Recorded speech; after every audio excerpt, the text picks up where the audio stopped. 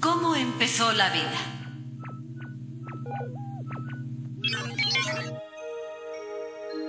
La Tierra se formó hace unos 4.500 millones de años junto con el resto de los planetas del Sistema Solar. Probablemente era una masa incandescente que se fue enfriando poco a poco. La joven Tierra tenía una gran cantidad de energía que se manifestaba de diversas formas. La actividad volcánica debía ser entonces mucho más abundante de lo que es ahora. Enormes masas de roca incandescente ocuparían grandes territorios. El calor interno haría que la temperatura de la superficie fuese bastante más alta que en la actualidad. A esto hay que añadir la luz ultravioleta y el calor del sol, descargas eléctricas de rayos y la radioactividad, que se sumaban al calor procedente de los volcanes. Los estudios sobre los volcanes actuales hacen suponer que la atmósfera primitiva tendría gran cantidad de hidrógeno que se iría perdiendo gradualmente, ya que al ser tan ligero podría escapar al campo gravitatorio. Además habría metano, amoníaco y agua.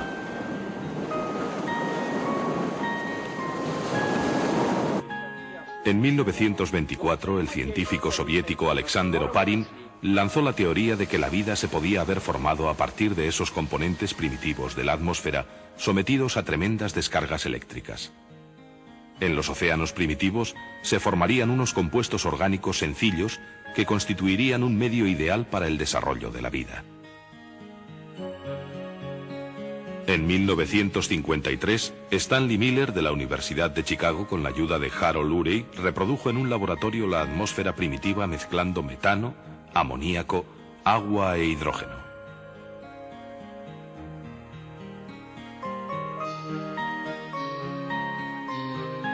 Sometió esta mezcla a una descarga eléctrica durante una semana y posteriormente comprobó que se habían formado numerosas moléculas características de los seres vivos.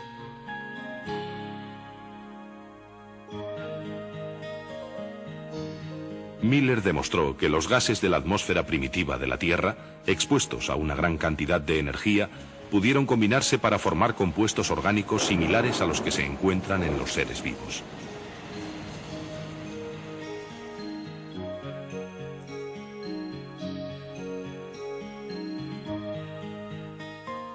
Siguiendo la teoría de Oparin, los nuevos compuestos orgánicos se pudieron mezclar para formar cadenas químicas. Con el tiempo, algunos de estos productos químicos en forma de cadena se asemejarían a las proteínas actuales.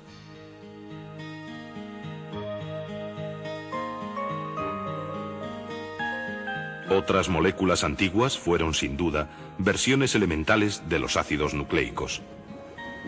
Durante millones de años, tales sustancias químicas se formaron y se destruyeron bajo las violentas radiaciones solares. Pero a medida que pasó el tiempo, alguna de estas moléculas debió alcanzar un grado tan alto de organización que le permitió duplicarse. Estas moléculas, que probablemente eran ácidos nucleicos, en su proceso de evolución lograron incorporar proteínas a su estructura. Así nació una relación entre las dos clases de moléculas. Con una membrana que les confirió cierta autonomía, las proteínas y ácidos nucleicos formaron las primeras unidades de vida.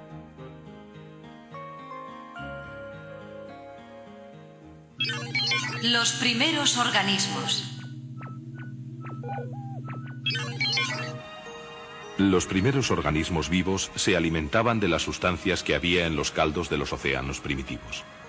Este tipo de alimentación, mantenido durante varios millones de años, debió acabar con las reservas de materia orgánica. Por eso, unos 1000 millones de años después de la aparición de la primera célula viva, algunos organismos pusieron en marcha el proceso de fotosíntesis. Las células primitivas utilizarían la energía solar para transformar anhídrido carbónico, agua y sales minerales en alimento y liberar oxígeno al medio. Así, aparecieron los primeros vegetales, los llamados productores primarios, hace unos 2000 millones de años. El oxígeno resultante de la fotosíntesis se liberaba a la atmósfera y empezó por oxidar las rocas de la superficie del planeta. Después se fue acumulando en la atmósfera hasta que se acabó formando la capa de ozono, que absorbe la mayor parte de las radiaciones ultravioletas del Sol. Gracias a esta protección, la vida evolucionó hacia formas más complicadas, capaces de utilizar el agua y los minerales del suelo.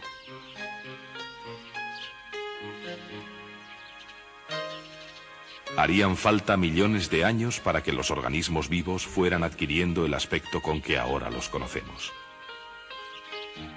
¿En qué momento empezó la vida exactamente? ¿Y por qué tomó una forma determinada y no otra? Son dos preguntas todavía sin respuesta. Pero se sabe que la vida no existiría de la manera en que hoy la conocemos sin la continua intervención de las plantas durante millones de años.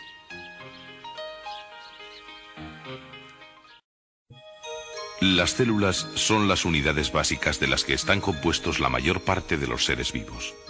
Son tan pequeñas que no se pueden ver a simple vista. Es por eso que su conocimiento y estudio han ido unidos al invento y desarrollo del microscopio. La aparición del mismo permitió el estudio de las primeras células. Desde hace algunas décadas se dispone de potentes microscopios electrónicos que permiten gran número de aumentos y una observación detallada del mundo de los microorganismos.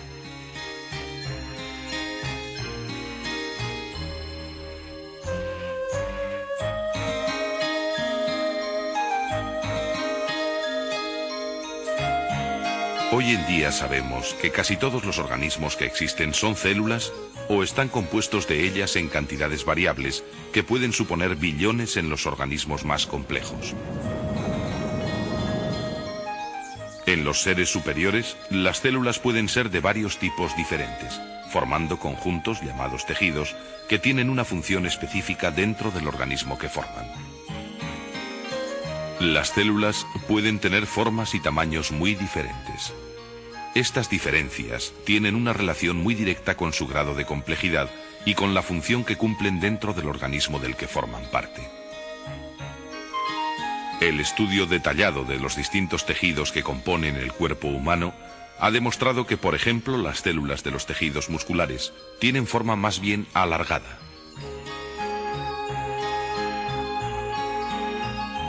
Las células de la superficie de la piel son más aplanadas.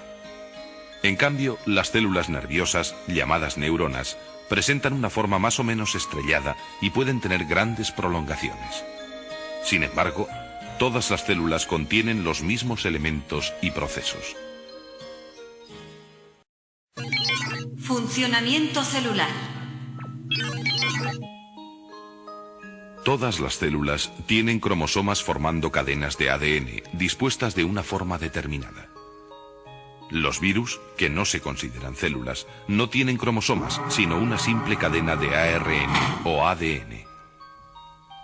Las bacterias no tienen núcleo definido y por eso se llaman células procarióticas. Sus cromosomas están repartidos por el citoplasma sin orden aparente.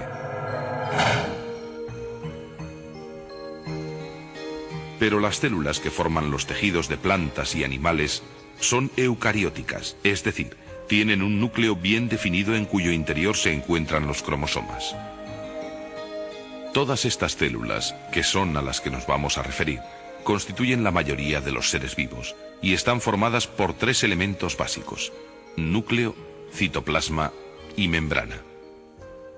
El núcleo de estas células tiene una forma más o menos esférica y se encuentra situado aproximadamente en el centro.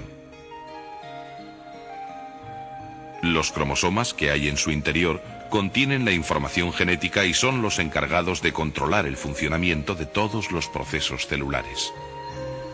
Alrededor del núcleo está el citoplasma, una especie de líquido viscoso en el cual flotan una serie de orgánulos que cumplen funciones determinadas dentro de la célula. En la parte más externa hay una fina membrana por donde entran las sustancias que sirven de alimento a la célula y salen las sustancias de desecho. Las plantas necesitan células más rígidas. Por eso, además de la membrana, hay una pared celular que está formada principalmente de celulosa.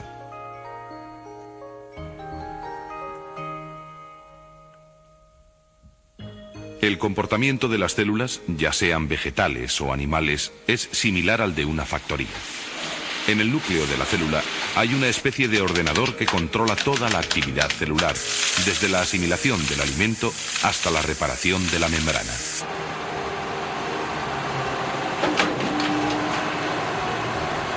En el núcleo de la célula se encuentran todos los datos necesarios para el funcionamiento celular, archivados en el código genético de los cromosomas. Desde aquí se coordinan y controlan todas las funciones celulares. Como en una factoría, la célula recibe materias primas continuamente a través de la membrana, donde se controla todo lo que entra y sale de la célula. Dependiendo del tipo de nutrición que tenga, la célula necesitará determinado tipo de sustancias. Las células vegetales realizan la fotosíntesis y no necesitan compuestos orgánicos para su nutrición. En cambio, las células de los animales no pueden sintetizar los compuestos orgánicos y han de tomarlos en su alimentación. Una vez ingeridas, estas sustancias se transforman en otras más complejas como son las proteínas. Las proteínas se fabrican en el retículo endoplasmático, con la importante colaboración de unos minúsculos orgánulos llamados ribosomas. Las proteínas son imprescindibles para el correcto funcionamiento de todas las células.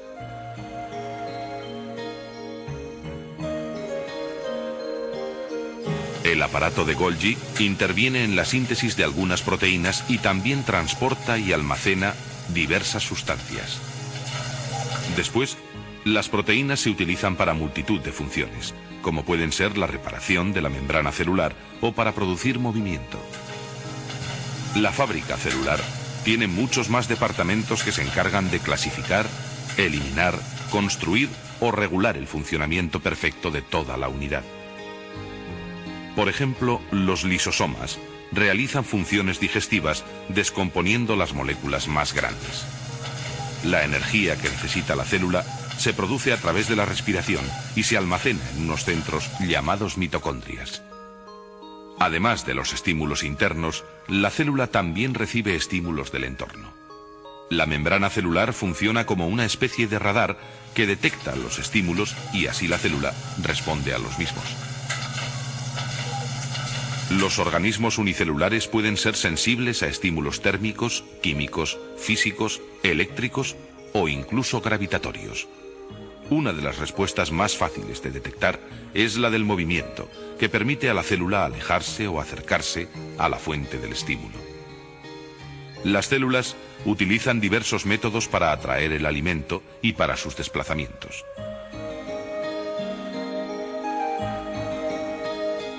Muchas células tienen una especie de pelillos de distinto tamaño que utilizan para el movimiento y captura del alimento que hay a su alrededor. Pero existen otras formas de movimiento como la contracción o la emisión de pseudópodos que utilizan las amebas y algunas de las células que componen la sangre.